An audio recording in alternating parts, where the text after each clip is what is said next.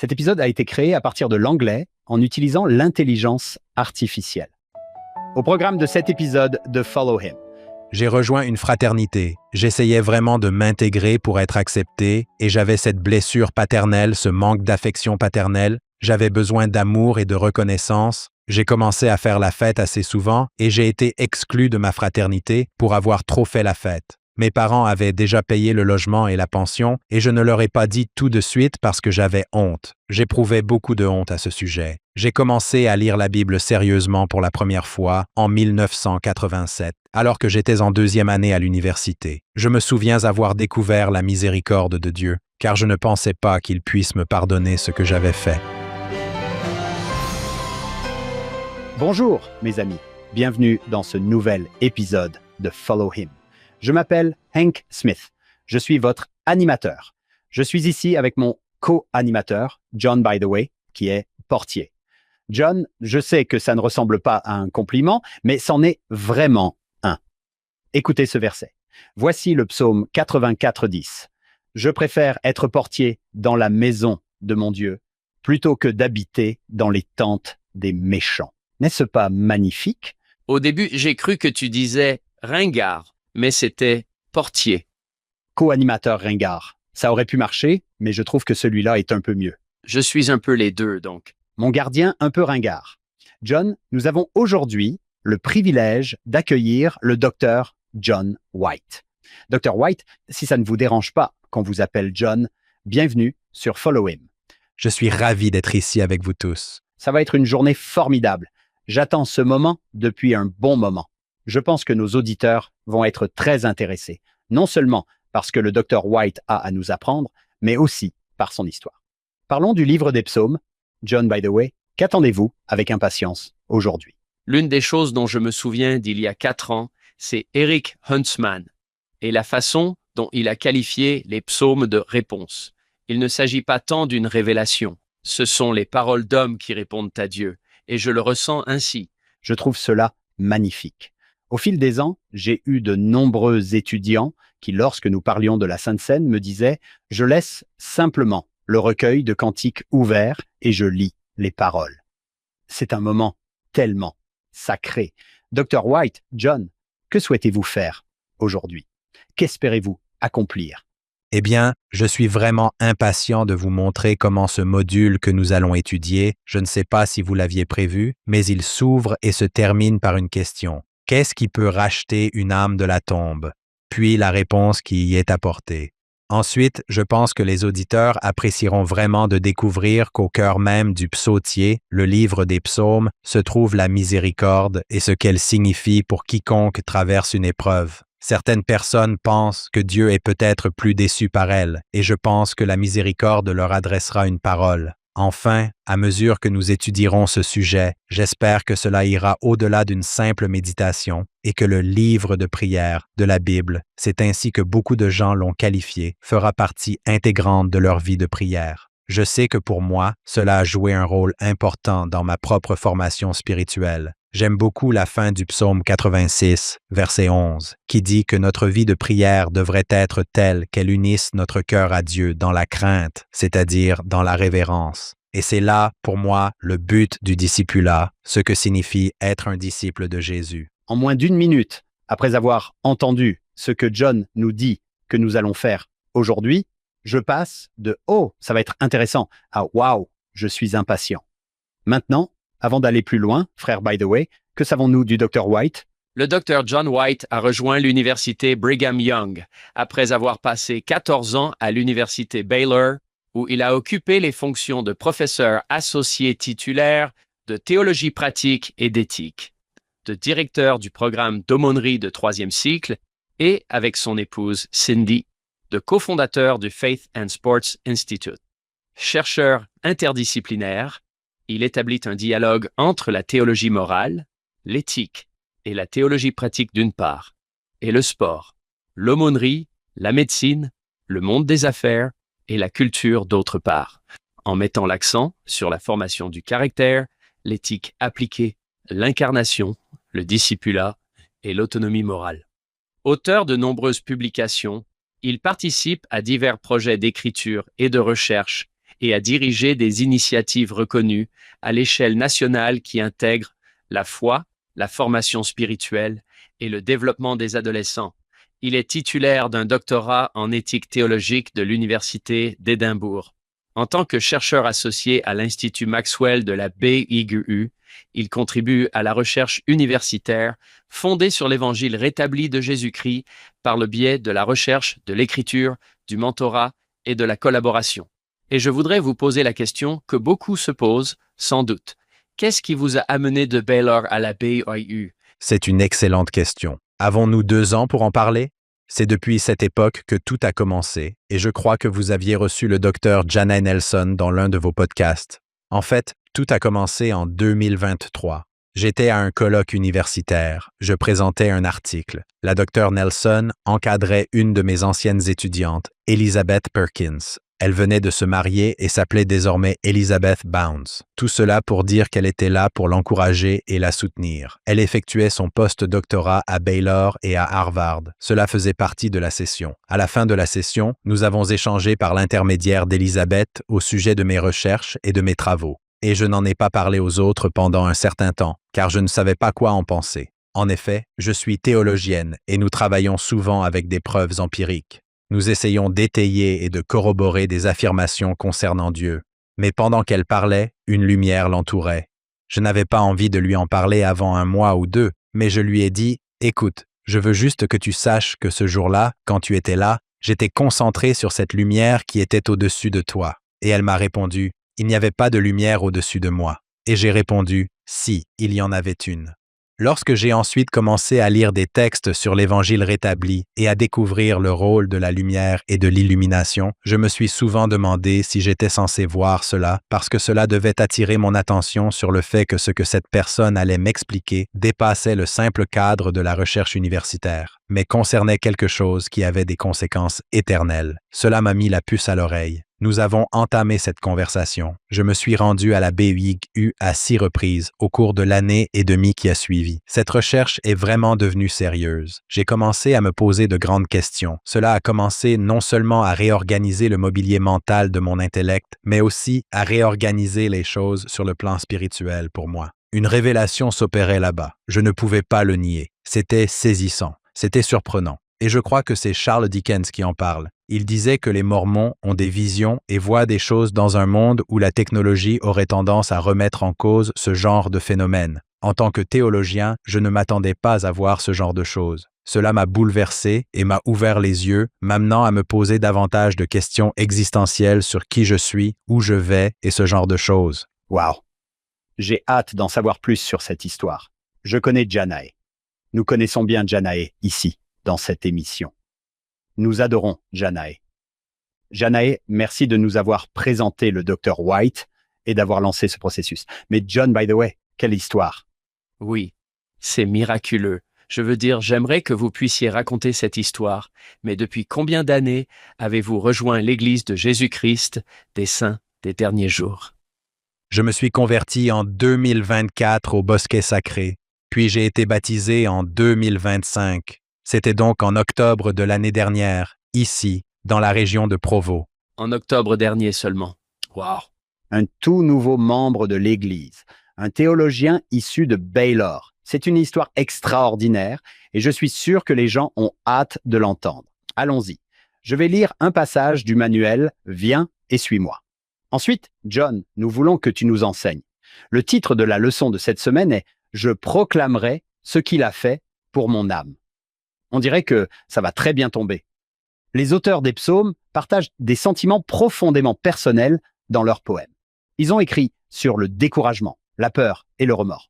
Parfois, ils se sont même sentis abandonnés par Dieu et certains psaumes ont un ton de frustration ou de désespoir. Si vous vous êtes déjà senti ainsi, la lecture des psaumes peut vous aider à comprendre que vous n'êtes pas le seul. Mais vous trouverez également des psaumes qui peuvent vous encourager lorsque vous éprouvez de tels sentiments. Car les psalmistes louaient aussi le Seigneur pour sa bonté, s'émerveillaient devant sa puissance et se réjouissaient de sa miséricorde. Ils savaient que nous sommes accablés par le mal et le péché, mais que le Seigneur est bon et prêt à pardonner. Ils comprenaient qu'avoir la foi en Dieu ne signifie pas que l'on ne sera jamais en proie à l'angoisse, au péché ou à la peur. Cela signifie que l'on sait vers qui se tourner lorsque cela arrive. C'est si bien écrit. Très bien, John, sur ce. Par quoi veux-tu commencer?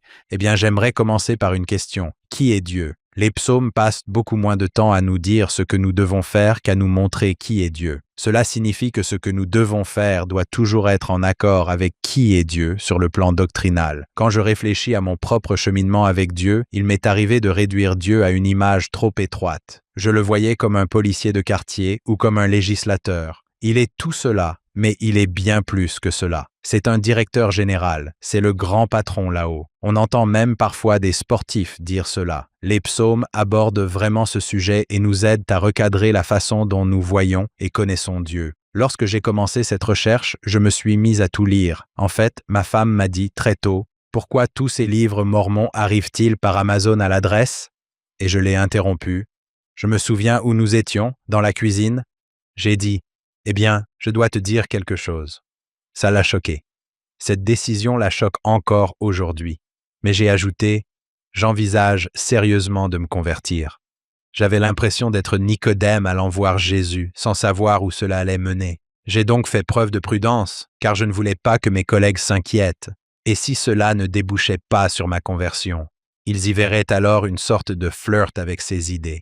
Pourquoi t'exposes-tu à ce genre de choses? J'ai découvert cette citation de Joseph Smith qui dit « Si les hommes ne comprennent pas le caractère de Dieu, ils ne se comprennent pas eux-mêmes. » Ce que nous voyons ici, c'est que notre compréhension de Dieu nous conduit à la compréhension de nous-mêmes. Même Jean Calvin l'a dit dans son ouvrage « Les institutions de la religion chrétienne ». Il dit ne pas savoir ce qui vient en premier, la connaissance de Dieu ou la connaissance de soi. Ce qui est magnifique là-dedans, c'est qu'à mesure que nous grandissons dans notre connaissance de Dieu, nous grandissons dans notre connaissance de nous-mêmes. À mesure que nous grandissons dans notre connaissance de nous-mêmes, nous grandissons dans notre connaissance de Dieu, et on le voit tout au long du livre des psaumes. Je pense que cette compréhension de Dieu est quelque chose avec laquelle nous sommes tous aux prises, et nous tirons notre image de Dieu de notre culture, de notre éducation. Je veux dire, idéalement, Dieu a voulu que la famille soit le lieu idéal où nous puissions obtenir une image parfaite ou une bonne image, une bonne vision, une bonne fenêtre sur Dieu. Mais bon, nous venons tous de familles qui sont loin d'être parfaites. Et donc cela ne se passe pas toujours ainsi. Et je sais que pour moi, cela a été un défi. C'est l'une des choses avec lesquelles j'ai dû composer dès mon plus jeune âge. J'avais un père qui faisait de son mieux, un PDG très brillant, mais qui luttait contre l'alcoolisme. Eh bien, je savais parfois, quand je rentrais à la maison, quel genre de papa j'allais retrouver. Était-ce le père brillant, compétent et sociable que tout le monde connaissait? Ou était-ce parfois ce père qui, pour se détendre, prenait un verre? Cela m'a poussé très tôt à devenir extrêmement vigilant. J'avais une vision de Dieu à laquelle je ne pensais jamais vraiment être à la hauteur. Je n'étais jamais assez bon. Mon père était parfois très exigeant. Pour vous donner de l'espoir, notre vision de Dieu nous aidera à cristalliser la vision que nous avons de nous-mêmes. Espérons que celles-ci deviendront de plus en plus concordantes et alignées. C'est par là que je voulais commencer, par une vue d'ensemble. Ensuite, je voudrais parler de la manière de lire les psaumes. Puis nous nous plongerons dans les psaumes eux-mêmes, aborderons certains thèmes et analyserons certains versets. Je suis sûr que vos auditeurs savent qu'il y a 5 livres des psaumes qui font écho aux 5 livres que l'on trouve dans le Pentateuque de Moïse.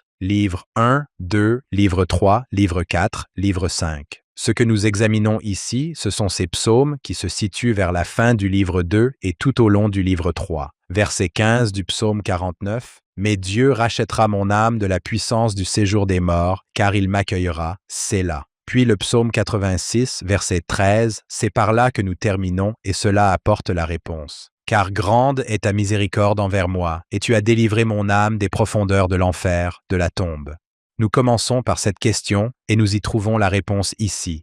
Les spécialistes parlent de ce procédé rhétorique comme d'une inclusio ou d'un cadre qui englobe toute cette section que nous étudions. J'aime ce que dit l'ancienne tradition juive. Au centre du psautier se trouve le verset 78-38. Dans le verset central, on peut dire que c'est là le cœur. Si l'on va directement au centre de tout le livre des psaumes, c'est ce qui est écrit au verset 38. Mais lui, Dieu, plein de compassion, leur a pardonné leur iniquité. La miséricorde se trouve donc littéralement au milieu du livre. Et cela ne devrait pas nous surprendre en tant que saints des derniers jours. Mais voyez-vous, même si cela ne fonctionne pas techniquement comme un chiasme, nous voyons dans Alma 36. Les auditeurs connaissent certainement John Welch. Il est bien connu pour cette observation. Au centre, on trouve cette phrase d'Alma. « Ô Jésus, Fils de Dieu, aie pitié de moi ». Ainsi, dans les deux testaments du Christ, lorsque la structure se replie en deux, la miséricorde se trouve dans le pli. La miséricorde se trouve dans le pli. Je veux dire, nous avons le Christ, elle est dans le pli. Quand nous en venons au psautier, il y a un triple registre. J'ai donc consacré ma thèse à Dietrich Bonhoeffer, Saint-Augustin et Jean-Paul II, Karol Wojtyła. C'était son nom avant qu'il ne devienne pape. Et Bonhoeffer qualifie le psautier de « livre de prière de Jésus-Christ ».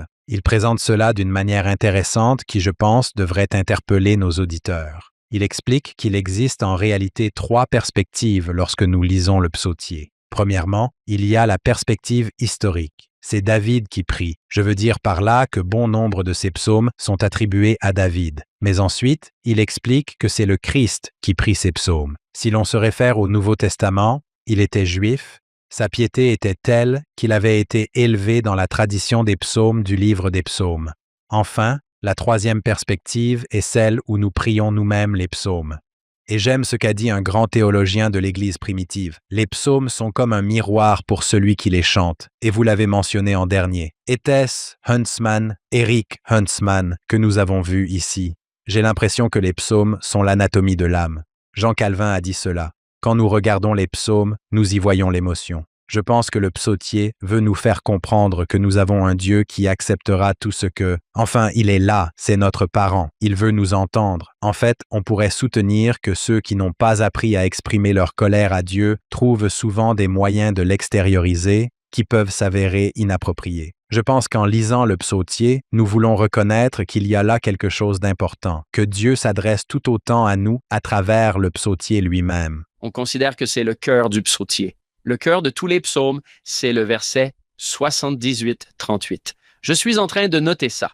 C'est formidable. C'est vrai.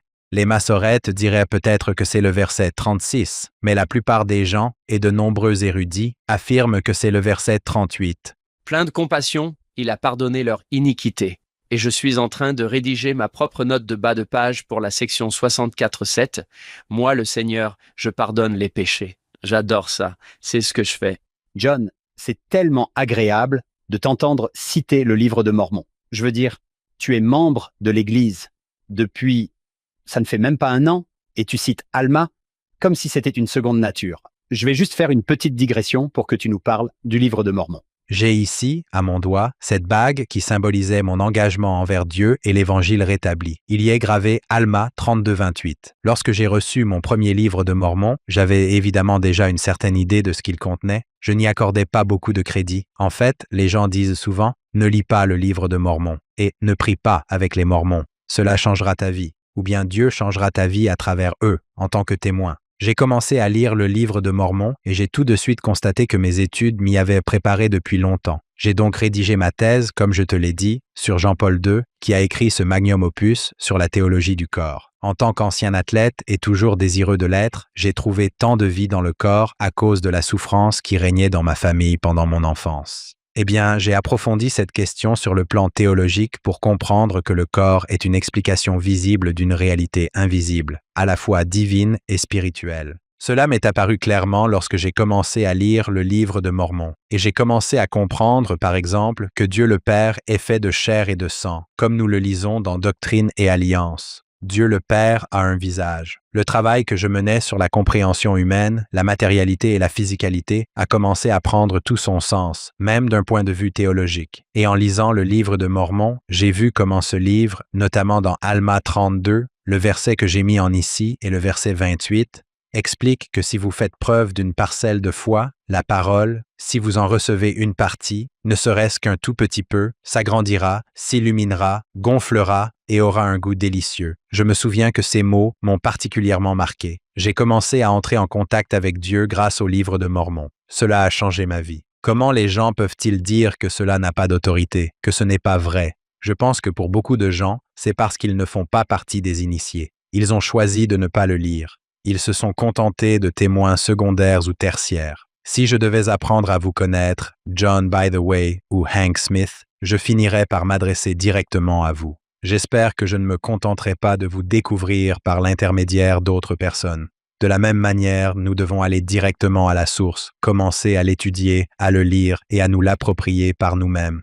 Et c'est ce qui m'est arrivé avec le livre de Mormon. Il a commencé à me convaincre, à me persuader, et grâce à des témoins comme Janae, c'était « le faire aiguise le faire ». Et, vous savez, c'était peu conventionnel, mais je pense que Dieu a choisi un autre érudit pour témoigner auprès de moi en tant qu'érudit. Et c'est intéressant, je fais partie de l'Institut Neil Maxwell. Frère Maxwell parle de cette recherche universitaire comme d'une forme d'adoration. Il a inventé ce titre de « disciple-chercheur ». J'avais besoin d'une disciple-chercheuse. Elle était une missionnaire pour moi, même si elle n'était pas nécessairement une missionnaire dans ce qu'elle disait, mais elle l'était dans ce qu'elle faisait et dans ce qu'elle était. Je crois qu'il y a un discours de la conférence générale là-dessus, n'est-ce pas, concernant le fait de devenir missionnaire? Mais quoi qu'il en soit, grâce au livre de Mormon et à de multiples témoignages, en fait, on en est arrivé au point, mes amis, où j'appelais ou envoyais des SMS à Matsili, à Janae ou à d'autres, ou leur envoyais des emails du genre « Est-ce que vous vous parlez entre vous ?»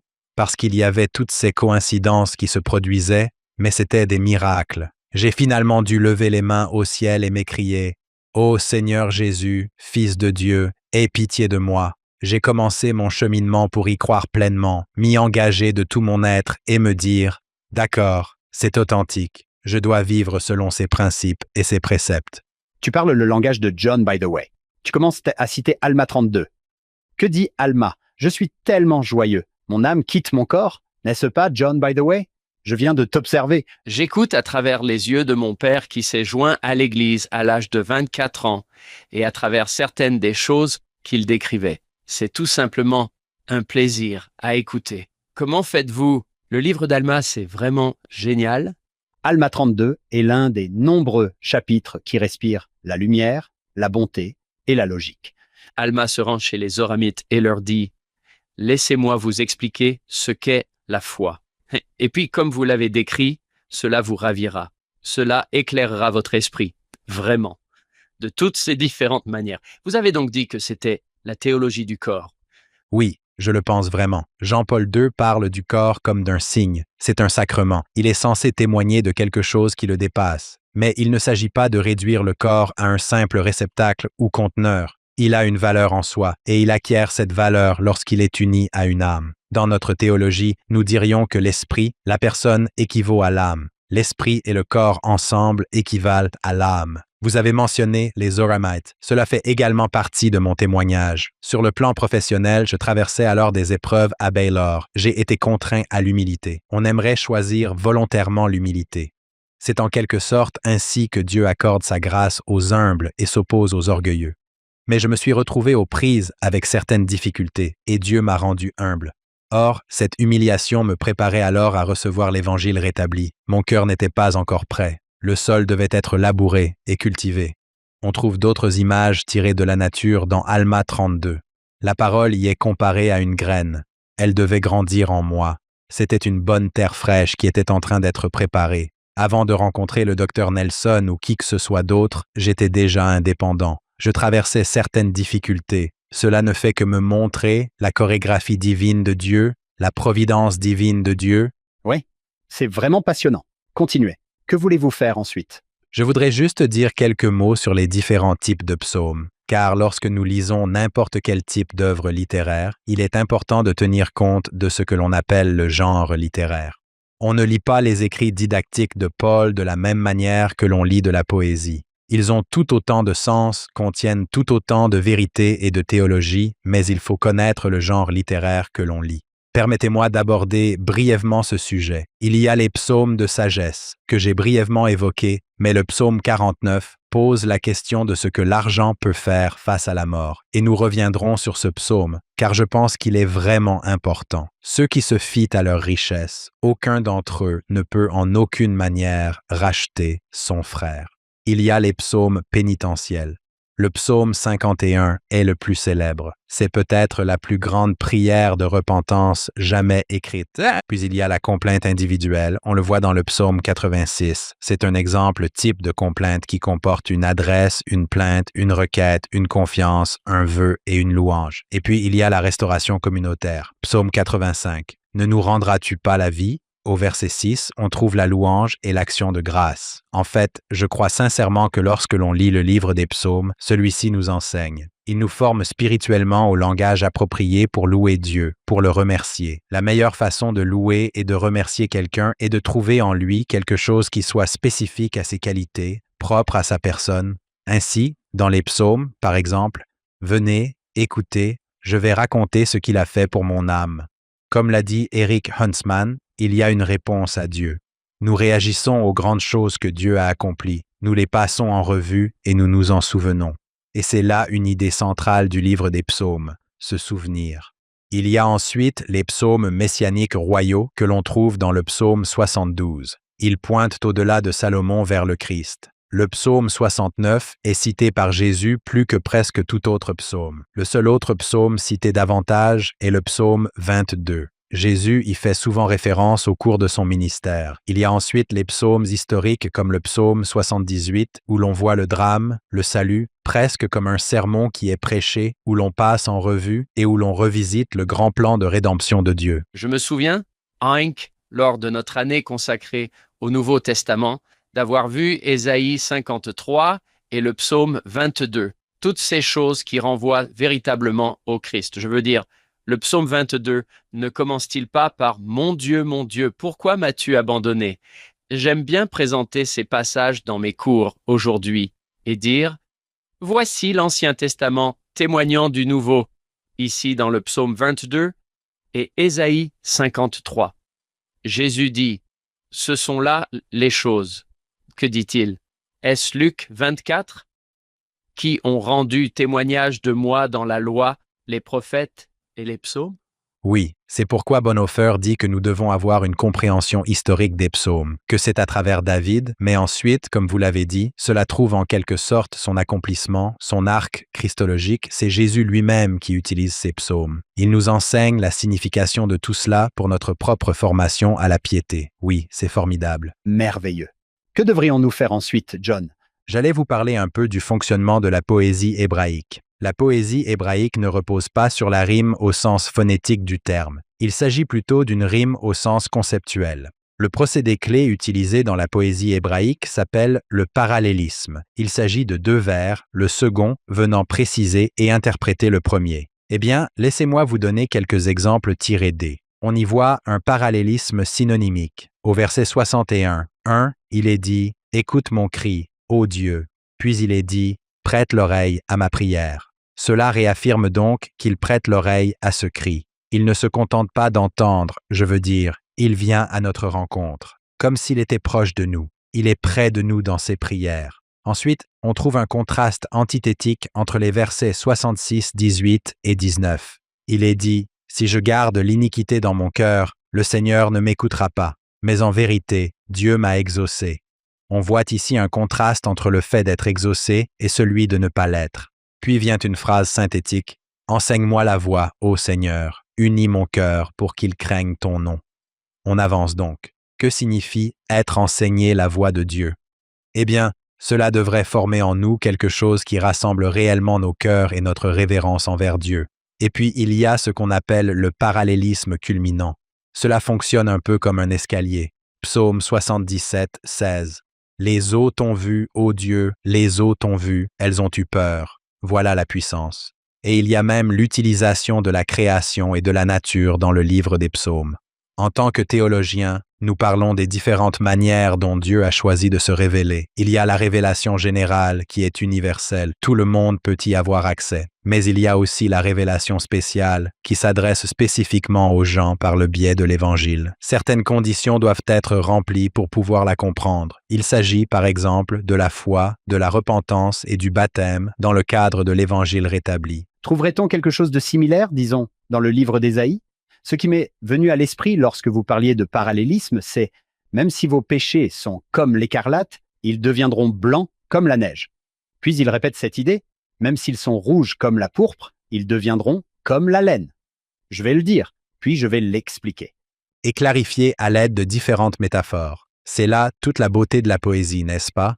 Elle est chargée de sens et on peut y revenir sans cesse à mesure qu'on en comprend le sens littéral. Vous savez, les métaphores sont des énoncés à double sens. On en a d'abord la compréhension littérale, puis la compréhension figurée. On ne peut pas comprendre le sens figuré tant qu'on n'a pas compris le sens littéral. C'est parfois là le problème. Les gens se précipitent directement sur le sens figuré et le spiritualisent. Mais il faut vraiment comprendre le sens littéral pour savoir ce qui se transpose réellement et ce qui ne se transpose pas. Tout ce qui concerne une métaphore ou une image ne se transpose pas forcément. Par exemple, si je dis que John By the Way, quand il se lève le matin, ressemble à un ours, eh bien, il faut déterminer, littéralement, à quoi ressemblent les ours quand on les réveille. Mais il a des poils et des dents comme un ours. On comprendrait simplement qu'il est surpris, peut-être un peu contrarié ou quelque chose comme ça. Cela nous amène alors à la dimension emblématique, la partie du parallélisme. C'est là qu'on a à la fois l'image et le sens.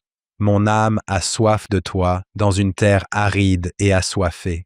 On comprend les notions d'âme et de soif dans cette terre desséchée, aride et assoiffée. Puis on voit le refrain, n'est-ce pas?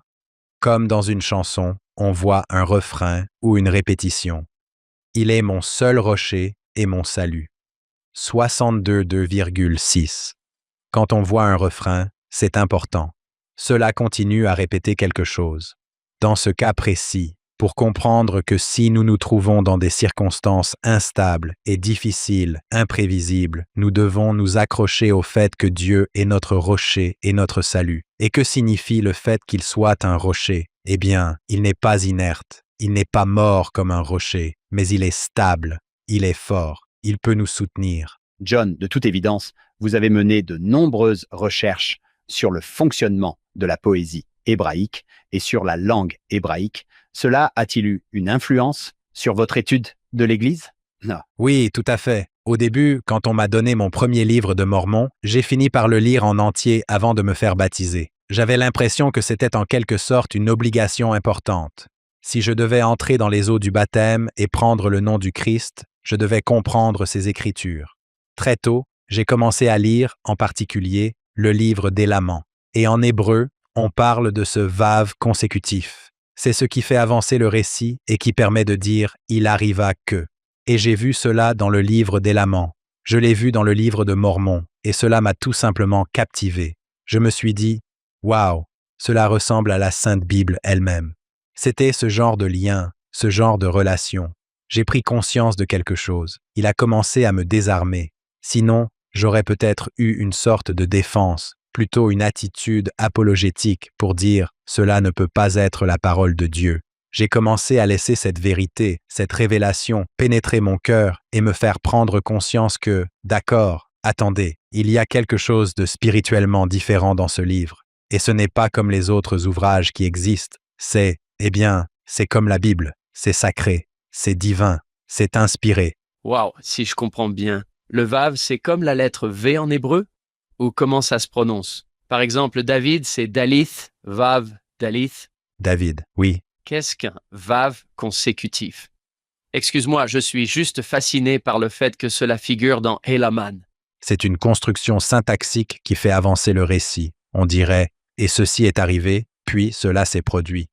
C'est donc une succession d'événements. Cela fait progresser le récit. S'agit-il d'une séquence du type « et cela s'est produit où ?» C'est un préfixe qui signifie quelque chose comme « et il se souviendra »,« et il se souvint »,« et il observa ». Une séquence narrative au passé peut commencer par un verbe au parfait suivi d'une série de verbes à l'imparfait. Et Adam connut Ève, sa femme, puis elle conçut et enfanta Caïn. Intéressant. Ça fait avancer l'histoire. Il y a beaucoup de versets dans le livre de Mormon qui commencent par le mot « et », ce qui est à proscrire en cours d'anglais. Mais on en trouve partout dans le livre de Mormon, même dans le sermon que Jésus prononce au temple, dans « Heureux sont les et heureux ». Le « et » est ajouté devant chacune des béatitudes. Est-ce que c'est dans 3 Néphi?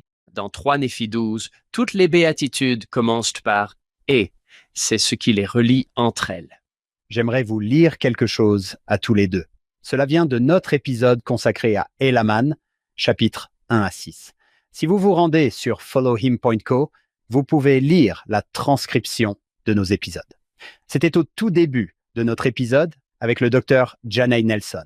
Elle dit Je dois vous dire que pendant que je préparais ce podcast, j'ai contacté un de mes amis de Baylor qui est théologien, mais qui n'est pas membre de notre Église. Je lui ai demandé s'il accepterait de lire Elaman 1 à 6, puis de me faire part de ses réflexions.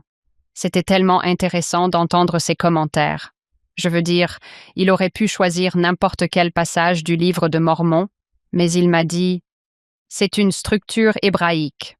On retrouve cela dans l'Ancien Testament. On retrouve cela dans le Nouveau Testament. » Et je me suis dit « Tu sais, on dirait presque que cela a été écrit par Dieu. » Elle continue à en parler. Quand tu as dit ça à propos du livre d'Elaman, je me suis dit, j'ai déjà entendu cette histoire. C'est merveilleux. Continuons. Examinons les psaumes 49 à 50 et 1 et 61 à 66. Plusieurs thèmes relient ces passages entre eux. Tout d'abord, nous voyons quel sacrifice Dieu attend réellement de nous. Dieu n'a besoin de rien de notre part. Mais que demande-t-il? Un cœur brisé, comme le dit le psaume 51. Cela touche vraiment à cette hiérarchie des désirs. Cela correspond très bien au discours du président Oaks sur le désir prononcé lors de la conférence générale. Il parle du désir en commençant par établir l'ordre de vos priorités, puis ces priorités se traduisent par des choix et ces choix se traduisent par des actions. Passons au psaume 49. L'idée centrale ici est que la richesse et le statut social ne peuvent acheter la délivrance de la mort. Mais Dieu seul peut racheter la vie de celui qui lui fait confiance, réduisant la sécurité et les illusions à un simple caractère terrestre. C'est vraiment important. Nulle part dans la Bible on attaque la richesse, n'est-ce pas?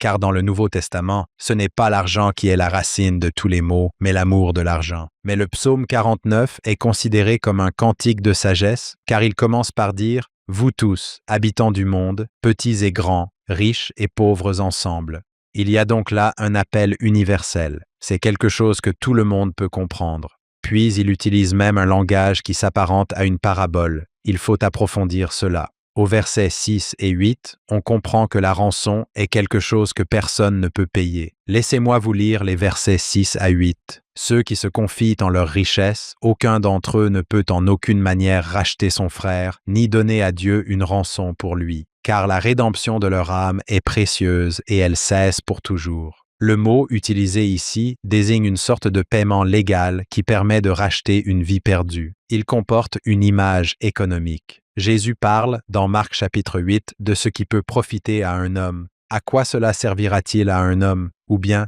que gagnera un homme s'il hérite du monde mais perd son âme? Le psaume 49 semble être en toile de fond ici, alors qu'il aborde ce sujet. Puis, 2 chapitres plus loin, il dit « Le Fils de l'homme est venu donner sa vie en rançon pour beaucoup ».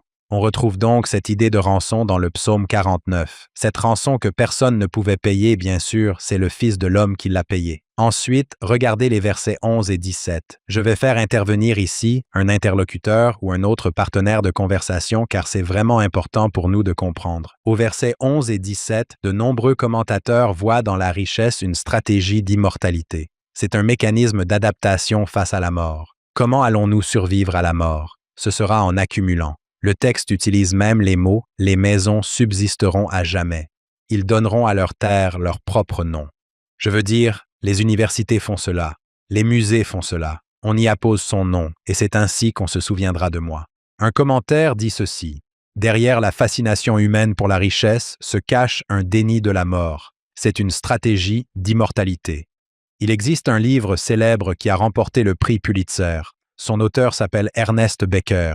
Il a écrit Le déni de la mort. Il y parle de ses stratégies d'immortalité, de ses projets d'immortalité, toutes sortes de projets dans lesquels on peut se laisser entraîner en pensant que c'est ainsi que l'on vivra éternellement. Cela peut être la richesse, la renommée, l'héritage. Il est significatif que le psaume démantèle cette idée en nous aidant à reconnaître que la seule chose qui dure éternellement, c'est celui qui se trouve dans une relation authentique avec Dieu, et c'est lui qui va vous racheter. Regardez les versets 14 et 15. Nous avons ici quelque chose qui s'oppose au psaume 23. La mort est le berger par opposition au Dieu qui accueille. Laissez-moi vous lire cela.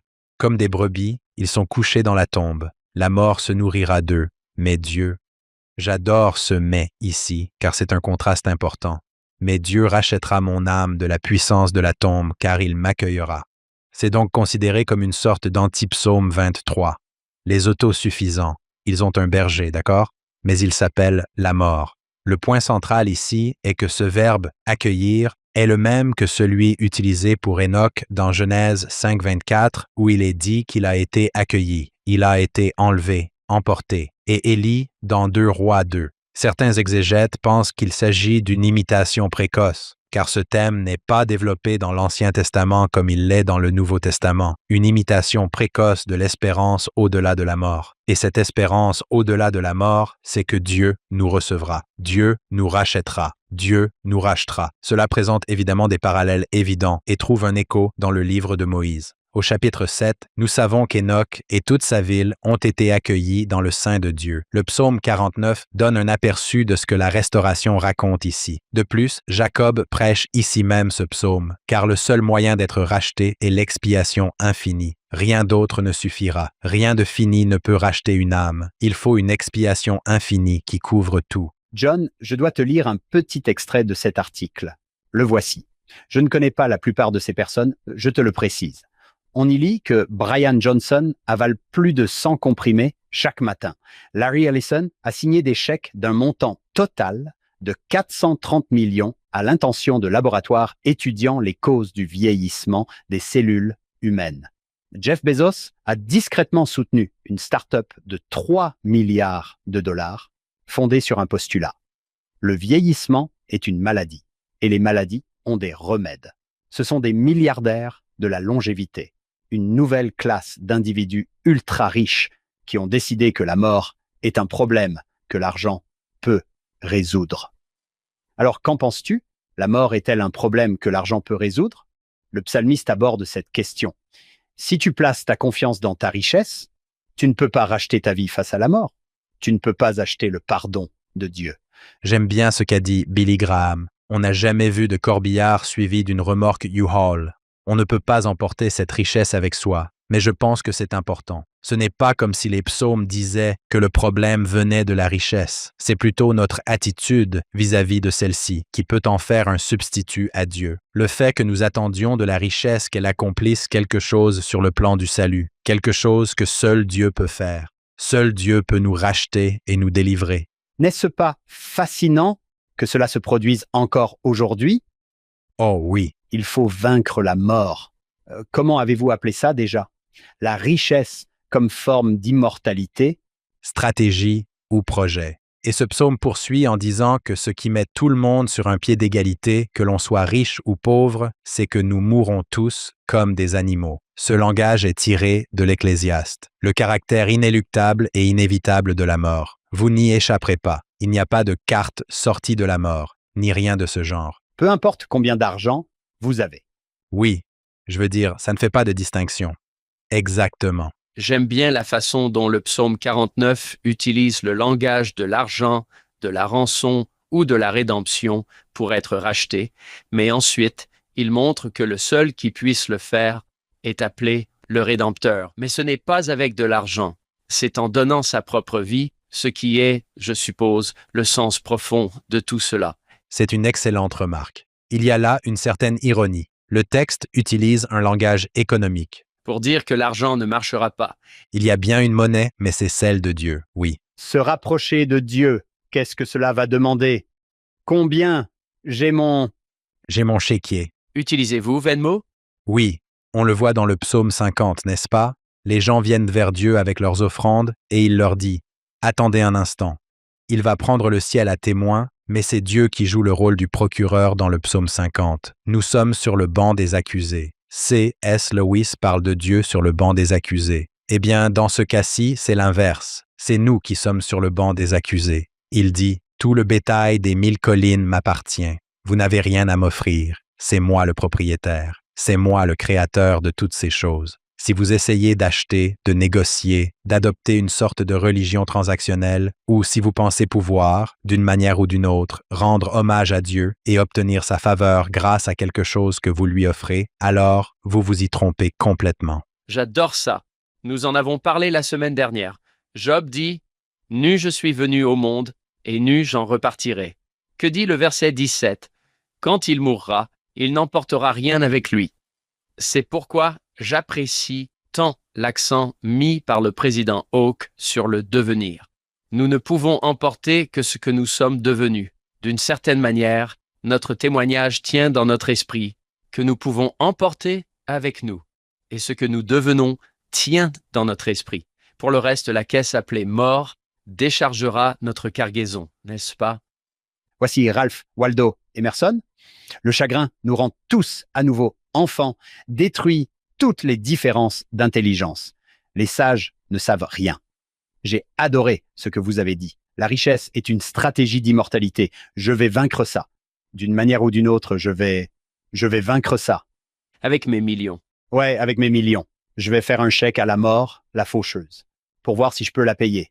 Il y avait un universitaire de Yale, critique et non croyant en l'Évangile rétabli. Il a dit ceci à propos de Joseph Smith en rapport avec la mort. Je trouve cela profond.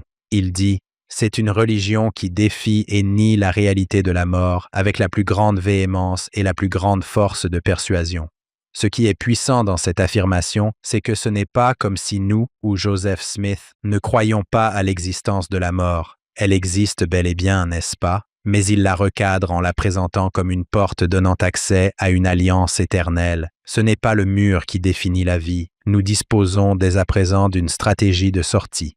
Et cette stratégie nous parvient par le biais de l'expiation. En effet, lors d'un enterrement, Joseph Smith a déclaré « Nous pleurons cette perte, mais nous ne pleurons pas comme ceux qui n'ont pas d'espoir. » Oui, Amen. C'est tiré de 1 Corinthiens 15. Nous sommes les plus à plaindre s'il n'y a pas de résurrection. Nous n'avons alors aucun véritable espoir. On reste au chapitre 49. Tu veux continuer, John?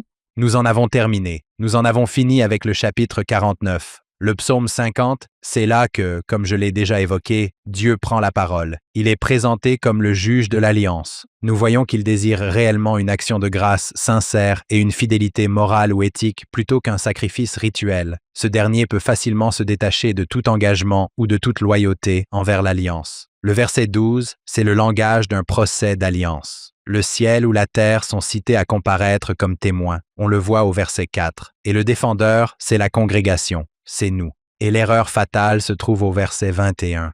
Tu pensais que j'étais tout à fait comme toi. Nous avons confondu les choses. Et la façon dont nous pouvons peut-être nous accorder un donnant-donnant, n'est-ce pas? Si je fais ceci, tu feras cela pour moi. On ne peut pas faire cela avec Dieu. Si j'avais faim, je ne te le dirais pas, car le monde est à moi et tout ce qu'il contient, le Seigneur est propriétaire de tout cela. Si nous comprenons vraiment cela, cela devrait nous amener à venir au monde avec l'enthousiasme de connaître et de servir Dieu, car nous reconnaissons que nous agissons en tant qu'intendants. Nous sommes des gardiens. Une responsabilité nous a été confiée. Nous pouvons être les défenseurs de toute la création. Nous devons prendre soin de la création. Tout cela appartient au Seigneur. De la même manière, la louange. C'est en remerciant Dieu que nous accomplissons pleinement la louange, n'est-ce pas? Et cela apporte de la joie à Dieu, mais aussi à nous-mêmes. Dieu n'a pas besoin de notre louange, c'est nous qui avons besoin de louer Dieu. Cela a un effet sur nous.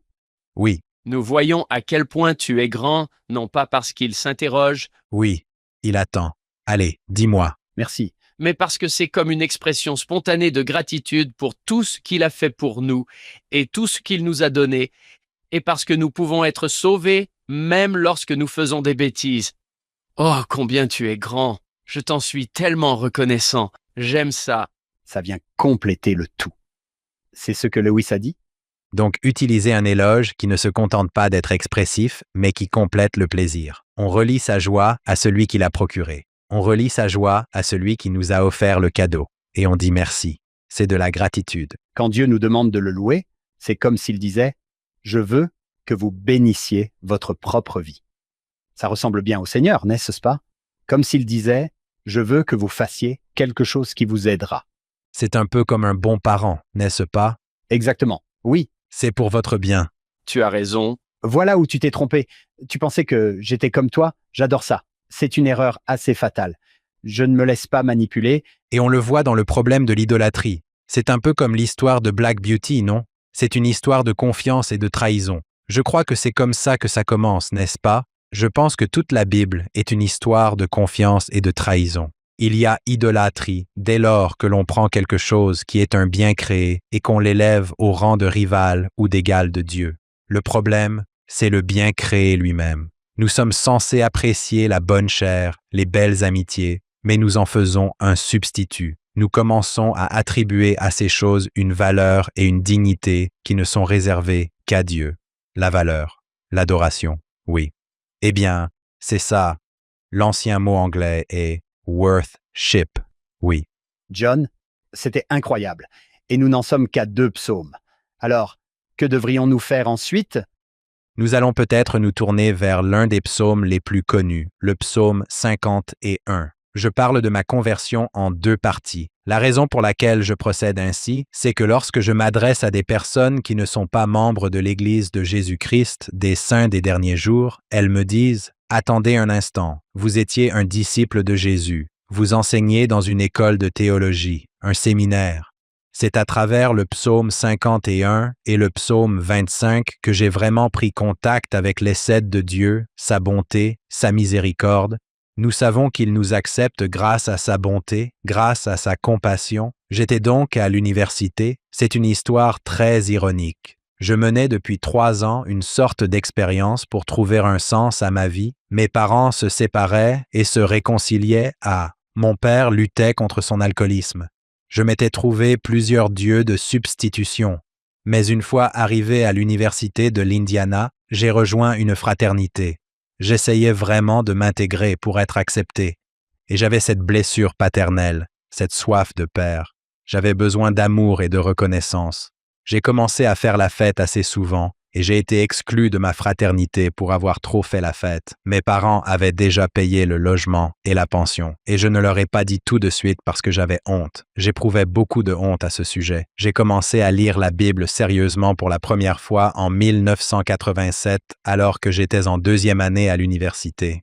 Je me souviens avoir découvert la miséricorde de Dieu, car je ne pensais pas que Dieu puisse me pardonner pour ce que j'avais fait. Environ 1 an plus tard, j'ai commencé à faire du vélo avec plusieurs cyclistes qui étaient eux aussi chrétiens, et ils ont commencé à me parler de Jésus. Je n'oublierai jamais que c'était très compétitif, et pour y participer, il fallait obtenir l'aval de l'aumônier de son campus. Je savais que je commençais à poser des questions à Dieu. Je me suis donc assis avec cet homme à la cafétéria de la bibliothèque de l'Université de l'Indiana. Il m'a expliqué le plan du salut. Il m'a dit que Dieu avait un plan merveilleux pour ma vie. Tu en as probablement déjà entendu parler. J'avais lu dans la Bible que Dieu m'aimait et me pardonnait, mais je ne comprenais pas comment tout cela était lié à la personne de Jésus, à son œuvre et à son sacrifice, l'expiation. Et il m'a dit: aimerais-tu transférer ta confiance en toi-même pour ton destin éternel vers Jésus et ce qu'il a accompli pour toi et accepter ce don gratuit qu'il t'offre? J'ai répondu: oui, je le voudrais. Je n'en avais jamais entendu parler. Il m'a répondu: eh bien, tu peux faire une prière. Il a ajouté: la prière n'a rien de magique. C'est le langage que nous utilisions à l'époque. Nous disions: c'est ainsi que l'on est sauvé. C'est la confiance qui compte, pas la prière. J'ai donc fait cette prière, et c'est ainsi qu'a commencé mon cheminement avec Jésus. J'ai ensuite rejoint l'équipe d'un ministère universitaire pendant 18 ans.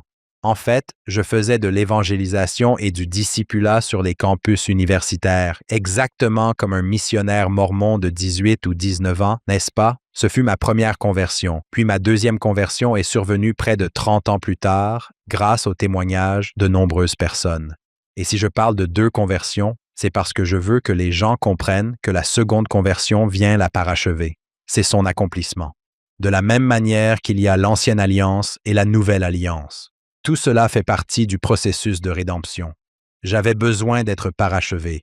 Dans Acte 18, l'Évangile m'a été présenté de manière plus parfaite, et c'est ce qui m'est arrivé lors de ma conversion. On m'avait exposé l'Évangile rétabli, puis j'ai suivi mes leçons missionnaires, et cela a achevé l'œuvre bonne que Dieu avait commencée dans Philippiens 1:6. Dieu a commencé une œuvre bonne et il l'amènera à son terme, et c'est là que a été menée à son terme. Mais cet achèvement est un processus continu. Ce n'est donc pas comme si je m'arrêtais simplement dans cette croissance. C'est une progression éternelle. C'est fantastique. Ça en vaut vraiment la peine. Le psaume 51 a été déterminant pour moi, car je ne savais pas qu'il existait un Dieu capable de me pardonner. J'adore le psaume 51. C'est vraiment la liturgie du cœur brisé. L'idée principale ici est que la véritable réconciliation avec Dieu ne nécessite pas une compensation rituelle, mais un puissant changement de cœur, tel que nous le voyons dans le livre de Mormon, offert dans un esprit de contrition sincère. Cela est attribué à David, et je pense que nous ne devrions probablement pas en minimiser l'importance. David n'a pas seulement commis un péché contre Bethsabée en matière d'adultère. Il s'est passé bien plus que cela. La vie de David est en réalité celle d'un personnage tragique, si l'on veut y réfléchir. Aristote explique que ce qui fait un personnage tragique, c'est que l'on ne s'attendait pas à cela de la part de cette personne. C'était en quelque sorte un héros qui a chuté. Quant à David, il a abusé de son pouvoir royal. Il a exploité les autres. Il a orchestré des meurtres. Et il a tenté de dissimuler ses actes. Puis il est interpellé par Nathan, qui met le doigt sur son problème. Et il n'a aucune excuse. Mon péché, dit-il au verset 3, est toujours devant moi. David ne joue pas ici le rôle d'un avocat de la défense. Il n'essaie pas de se défendre. Il avoue tout. Le premier point essentiel ici est un verbe que l'on retrouve dans la Genèse. Laissez-moi vous le lire. Il est écrit « Crée en moi un cœur pur, ô Dieu, et renouvelle en moi un esprit droit. » Un commentateur dit ceci « Beaucoup de prières d'aide parlent souvent de changer ma situation. Ainsi, je pourrais te louer. » Mais ce commentateur poursuit en disant « Non, c'est une prière qui dit « Change-moi, c'est moi le problème ».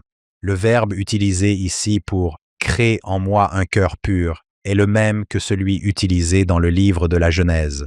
Je pense que c'est important.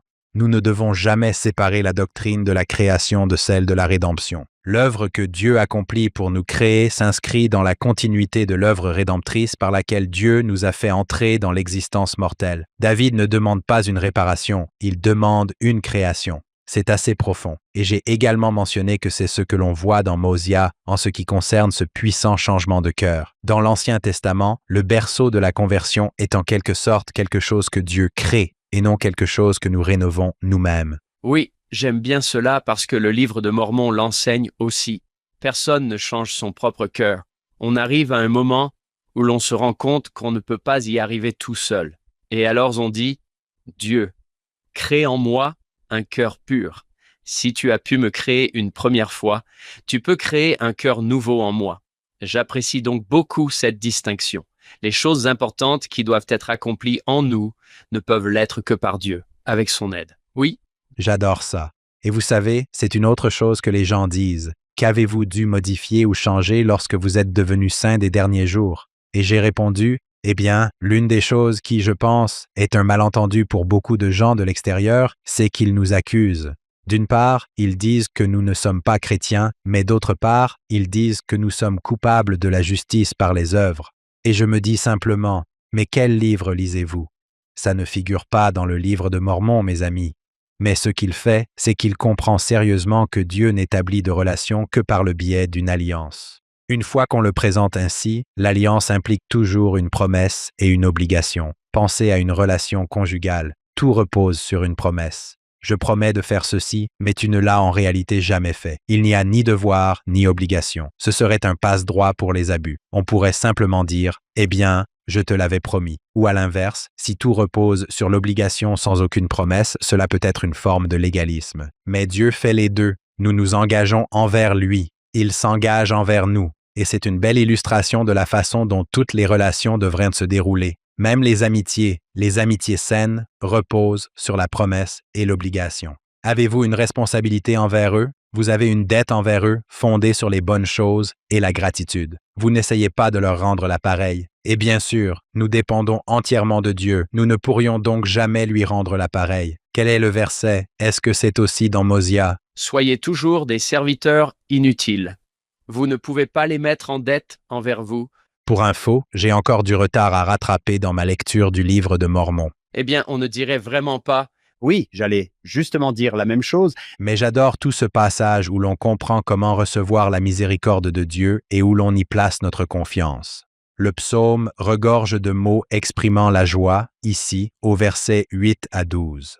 Et frère Renlund a donné un discours sur le repentir, un choix joyeux. Et c'est une autre chose qui était nouvelle pour moi. Je ne crains pas le repentir dans l'Évangile rétabli. En fait, le repentir est un don qui me restaure, me ramène vers Dieu et me maintient dans ce retour sans cesse renouvelé vers un dit. Avant, je pensais toujours que le repentir, c'était du genre « Oh là là, tu dois vraiment être mauvais pour devoir te repentir ». Mais à mesure que l'on se rapproche de Dieu, on commence à voir certaines choses dans sa vie, et c'est lui qui nous le permet. Je veux dire, imaginez, quand on commence à lui faire confiance, s'il nous montrait tout ce qu'il y a dans notre vie, on paniquerait probablement. On se dirait, c'est impossible. Mais petit à petit, à mesure que notre compréhension de la sainteté grandit, on commence à se rendre compte, waouh, on est entouré de personnes qui sont saintes. On commence à reconnaître ses propres lacunes, mais c'est simplement une progression constante, et ce salut est une ascension que nous désirons. Même les psaumes d'ascension, n'est-ce pas, parlent de monter les mains propres et le cœur pur. Nous montons vers Dieu, et cette repentance s'inscrit dans la logique même de la bonne nouvelle, de la miséricorde. J'aime bien ce que vous avez dit tout à l'heure. Vous avez mentionné que certains pensent que nous essayons de mériter notre salut. Mais, comme vous l'avez formulé, répétez-le, s'il vous plaît. Est-ce parce qu'ils considèrent la conclusion d'une alliance comme une œuvre ou quelque chose de ce genre? Je pense qu'une alliance, c'est les deux faces d'une même médaille, et Dieu ne fait que des alliances. Cela implique une promesse et une obligation. Et les personnes extérieures à notre foi verront que nous mettons l'accent sur le devoir et la responsabilité. Eh bien, c'est une relation saine. Vous avez des obligations. Ce dont ils ne nous entendent pas parler, c'est qu'il s'agit tout autant de ce qui est à l'origine de tout cela. Et que si nous avons une réponse d'obligation et de responsabilité, c'est parce que c'est Dieu qui a pris l'initiative. C'est lui qui a agi. Un autre verset figure sur ma bague. J'ai Alma 32:28 et 1 Jean 4:19. Nous aimons parce que Dieu nous a aimés le premier. C'est un mouvement de réciprocité. C'est une réponse à l'amour de Dieu. En fait, chaque commandement de la Bible est toujours une réponse à un énoncé indicatif. Regardez les 10 commandements. Souvenez-vous, je vous ai fait sortir d'Égypte. C'est une promesse. C'est la grâce.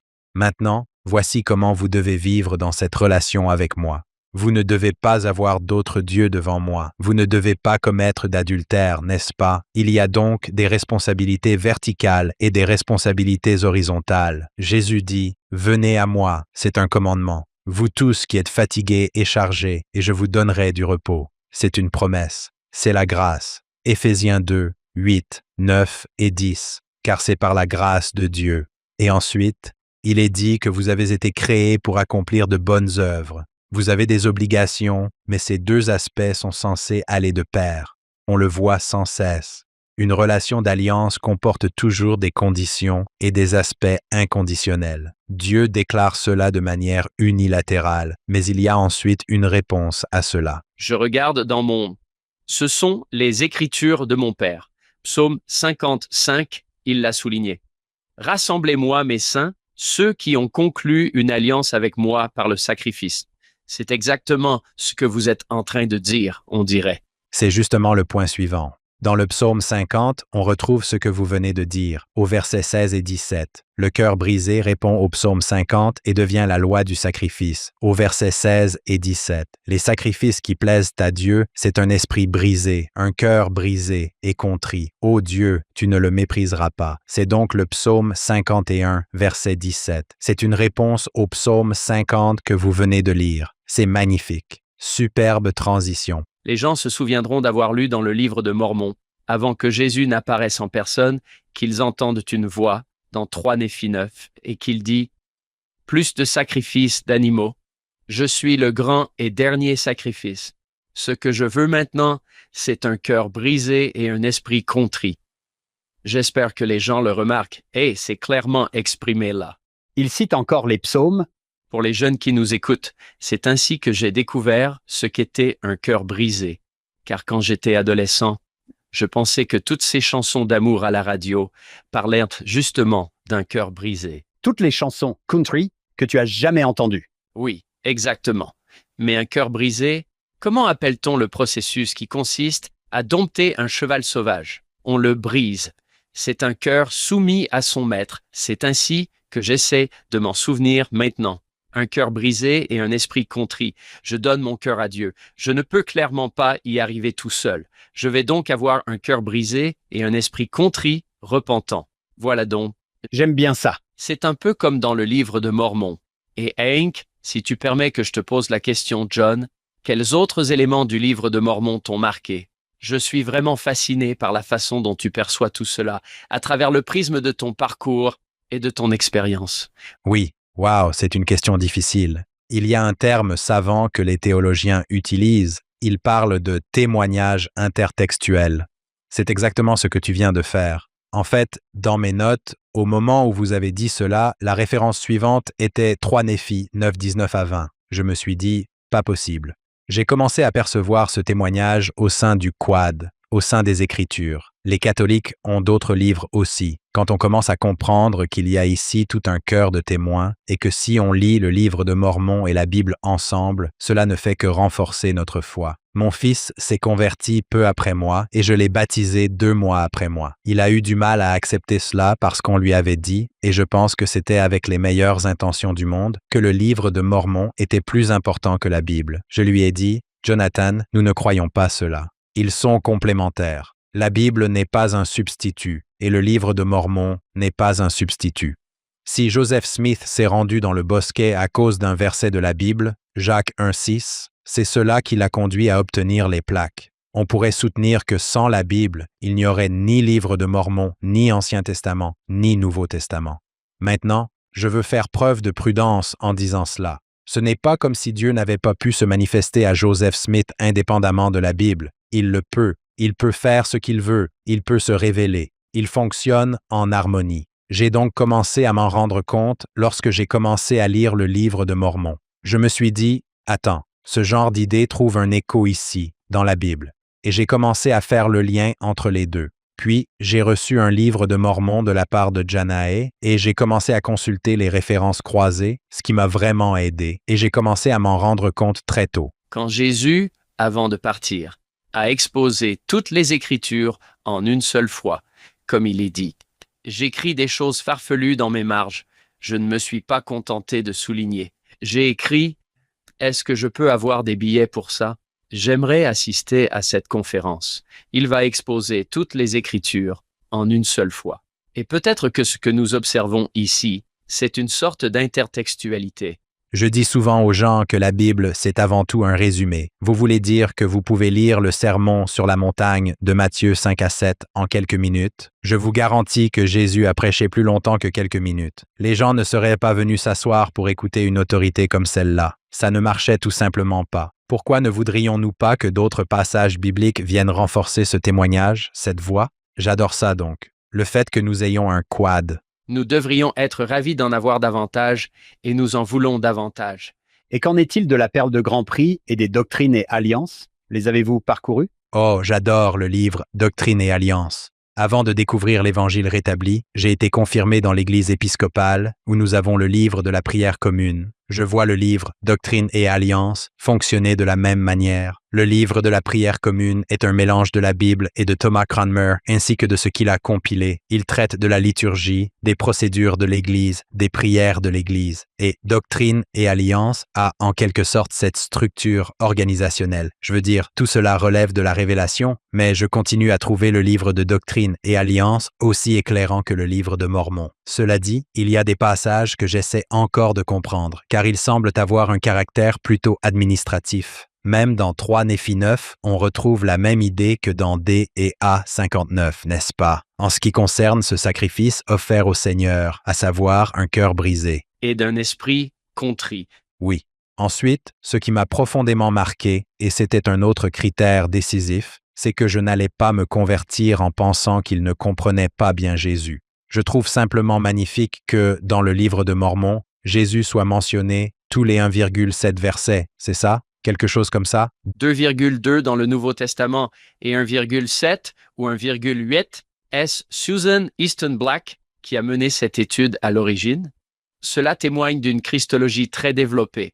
Oui, j'adore ça. Oui, vous parlez mon langage. Exactement. Ce que j'aime dans le psaume 51, c'est que chaque réunion de Sainte Seine est une offrande du psaume 51. Oh, j'adore ça. J'étais tellement convaincu de l'importance de l'Eucharistie. Je pense qu'elle devrait avoir lieu tous les dimanches. Et devinez quoi? Je n'ai pas perdu le rythme quand je me suis tourné vers l'Évangile rétabli. Et je ne sais pas si j'aurais pu m'en remettre, car j'ai fait partie de la tradition baptiste pendant un certain temps, et là, c'était parfois 1 fois par trimestre. Je dis tout cela avec beaucoup de sensibilité et de respect. Il me semble simplement que Jésus a dit que nous devrions le faire chaque fois que nous nous réunissons. C'est un souvenir. C'est censé être une pratique continue. La réunion de Sainte-Seine est vraiment la mise en pratique du psaume 51. Oui, wow. On dirait que vous êtes revenu aux sources. Karl Rahner, c'est un théologien catholique. Il parle des chrétiens anonymes. J'étais un mormon anonyme. J'étais incognito. Je ne le savais tout simplement pas. C'est une chose dont je suis de plus en plus convaincu au fil du temps. Je suis tellement sûr de ce témoignage. J'y crois totalement. Je m'y investis à fond. C'est aussi mon parcours. Je suis du genre tout ou rien. Ça peut parfois me causer des ennuis. J'adore les desserts. Tu sais, une fois que j'ai dit oui, je me suis dit, je ne ferai pas demi-tour. Et Dieu ne cesse de renforcer cela. Parfois, j'ai l'impression que c'est trop beau pour être vrai. C'est comme si j'avais franchi l'armoire. Le lion, la sorcière et l'armoire. Je l'ai franchi. Je vois maintenant. Je vois des choses.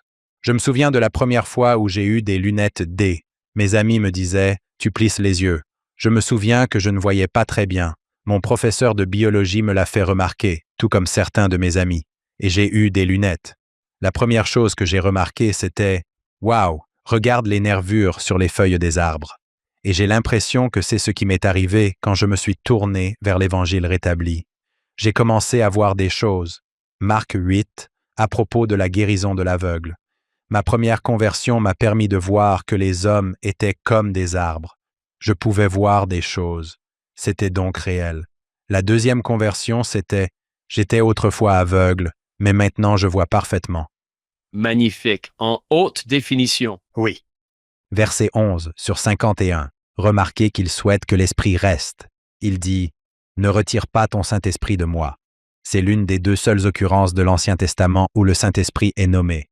L'autre se trouve dans Ésaïe 63, versets 10 à 11. Un commentateur dit que c'est stupéfiant. Il explique « L'Esprit est présent auprès du pécheur pendant la confession, agissant déjà pour créer un cœur pur. Dieu lui rend visite. Il est présent là. On observe la démocratisation de l'Esprit dans le Nouveau Testament.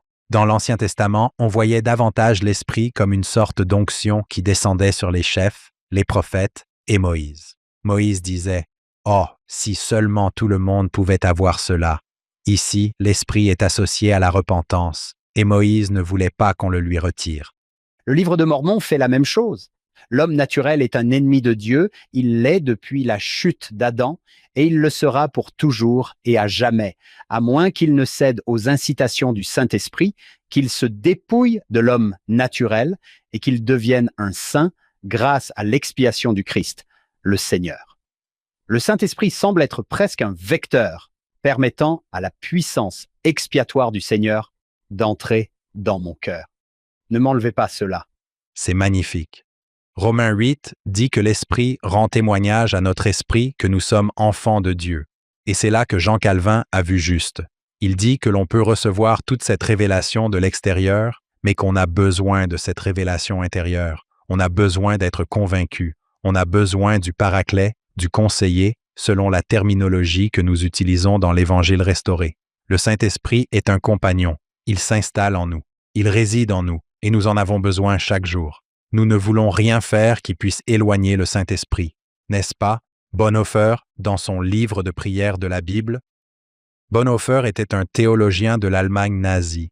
Il faisait partie de la résistance contre le nazisme, et il dirigeait un séminaire clandestin à Finkenwald. Il enseignait à ses élèves à commencer chaque matin par les psaumes. C'est pour cette raison qu'il qualifie les psaumes de livres de prière de la Bible. Cela faisait partie du programme de formation des séminaristes, et voici ce qu'il dit à propos des psaumes pénitentiels.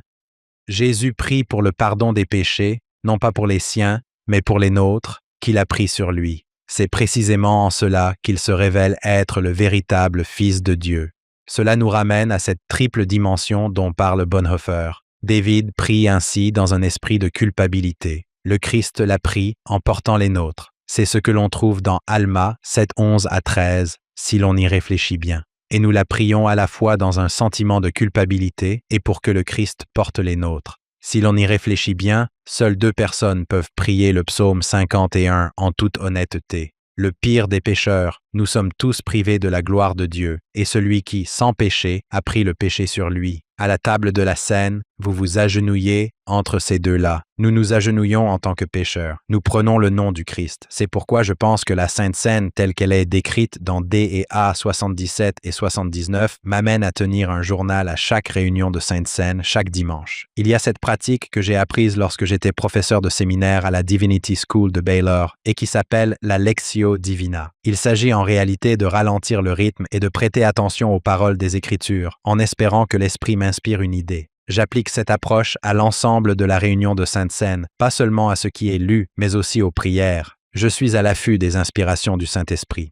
Je note tout cela, et je peux vous dire que je trouve autant de réconfort dans les cantiques, la scène et les témoignages que dans ce triple témoignage qui s'y manifeste. Je me souviens que lorsque j'allais à l'église avec mes parents avant ma première conversion, avant de m'engager, l'église m'ennuyait. Je veux dire par là que je pouvais très bien m'en passer. Maintenant, je ne veux plus manquer l'église. Où que je sois, j'étais justement à Madrid avec plusieurs étudiants de BYU. Je les ai emmenés là-bas pour cette grande conférence que nous organisions. Et nous avons présenté plusieurs communications, ce qui a été une formidable opportunité pour ces étudiants de premier cycle. Nous sommes allés à une réunion de Sainte Seine à Madrid. Tout se déroulait en espagnol. C'est quelque chose pour quoi j'avais prié. C'est ce qu'on appelle une intervention du Saint-Esprit. J'ai dit, « Seigneur, je te demande simplement qu'une personne prenne la parole en anglais. » Une femme s'est levée. Elle a regardé l'assemblée et s'est lancée. Elle a d'abord parlé en espagnol. Je ne l'ai su qu'après qu'elle soit venue nous parler, puis elle s'est mise à parler en anglais. Après coup, je lui ai dit « Vous êtes la réponse à ma prière. » Et elle m'a répondu « J'ai regardé dans l'assistance et j'ai remarqué qu'il y avait de nouvelles personnes qui ne comprenaient peut-être pas l'espagnol, alors j'ai décidé de donner mon témoignage en anglais. » C'est exactement comme ça que Dieu agit. C'est magnifique, n'est-ce pas? À suivre dans la deuxième partie. Il savait que je travaillais, que je faisais la navette entre chez moi et l'université BYU, et ils étaient vraiment ravis pour moi. La veille de notre vol de retour, le lendemain, nous sommes sortis tous ensemble, et ils avaient remarqué que j'avais arrêté de boire. Je veux dire, ce groupe aimait bien aller dans les pubs. Ils avaient remarqué ces changements visibles chez moi. Le Seigneur m'a dit, « Tu vas leur en parler ce soir. » Je me suis dit, je ne pense pas pouvoir leur en parler. Je ne pense tout simplement pas en être capable. C'est juste que ça va être tellement difficile. Mais je me suis dit que si c'était vrai, je devais rendre témoignage.